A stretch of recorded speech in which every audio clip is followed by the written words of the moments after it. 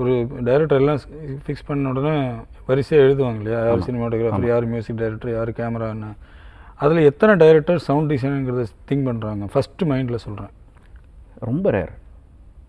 அதில் எனக்கு தெரிஞ்சு அதுக்கு இம்பார்ட்டன்ஸ் கொடுக்குறவர் மணிரத்னம், கமல்ஹாசன், இவங்க படங்கள் தான் வேறு மாதிரி சவுண்டிங்காக கேட்குது முன்னாடிலாம். அதுக்கப்புறம் எனக்கு தெரிஞ்சு நிஷாந்த் இருக்காப்புல, அப்புறம் அருண் இந்த லிஸ்ட்டில், அண்ட் தென் கார்த்திக் சுப்ராஜ், நலன் குமாரசாமி. அதான் இந்த மாதிரி ஃபில்ம் மேக்கிங் லாங்குவேஜ், அவங்களுக்குன்னு ஒரு லாங்குவேஜ் வச்சுக்கிட்டு ஃபில்ம் மேக்கிங்க்குன்னு அவங்க ஒரு ஸ்டைல் ஒன்று க்ரியேட் பண்ணுறாங்க இல்லையா, புது ஸ்டைல் ஒன்று க்ரியேட் பண்ணி இப்போ இருக்கிற யங்ஸ்டர்ஸ் எல்லாமே எனக்கு தெரிஞ்சு ஒரு ஆமாம் அதுக்கு சவுண்ட் டிசைனிங்க்குன்னு சொல்லி அவங்க ஒரு அண்டர்ஸ்டாண்டிங்கோட தான் வராங்க. ரீசெண்டாக ஒரு ஸ்கிரிப்ட் கேட்டேன், அவங்க சொல்லும்போதே இதுக்கு ஸ்கோரே வந்து ரொம்ப மினிமலாக தான் இருக்கும், 5% ஆஃப் த மூவி தான் ஸ்கோரே இருக்கும், பாக்கி ஃபுல்லு சவுண்ட் ட்ரிவன் ஃபிலிம் தான். இது இப்போ புதுசாக இருக்குது, நிறைய பேருக்கு இது சொல்லும்போது புதுசாக இருக்கும், பட் எத்தனை பேருக்கு தெரியும் தெரியல, நடுநிசி நாய்கள்னு சொல்லி ஒரு படம் இருக்குது, கௌதம் வாசுதேவ் மேனன் எடுத்தார்.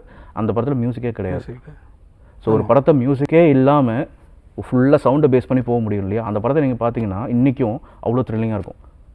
அப்போ அவர் ப்ரூவ் பண்ணிட்டார் மியூசிக் தேவையில்லை, மியூசிக் இல்லாமலே சவுண்ட் ட்ரிவன் ஃபில்மை வச்சுக்கிட்டு அந்த த்ரில்லை நீங்கள் கொடுத்துக்கிட்டு நீங்கள் கொண்டு போக முடியுன்றது ஹி ஹாஸ் ப்ரோவன். அதுக்கு ஒரு தனி கட்ஸ் வேணும்ல, அது இன்செக்யூரிட்டி கிடையாது. அந்த மாதிரி ஃபில்ம் மேக்கர்ஸ் இருக்காங்க.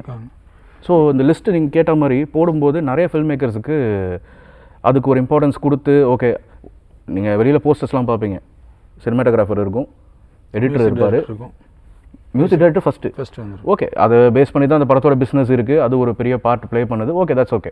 ஜிவி பிரகாஷ்காக வந்து தேட்டருக்கு வராங்க, வினோத் தனிகாசலம் சவுண்ட் பண்ணுன்றதுக்காக 100 பேர் வரப்போகிறது கிடையாது தேட்டரில், அதுவும் அந்த ஃபேக்டரும் இருக்குது.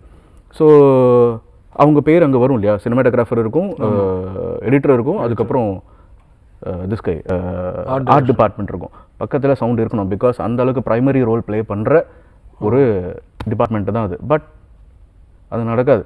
ஸோ இது போய் நாம் கேட்குற லெவலில் இருந்தால் அது ரொம்ப அசிங்கமாக இருக்கும், இது அவங்களுக்கே தெரியணும்.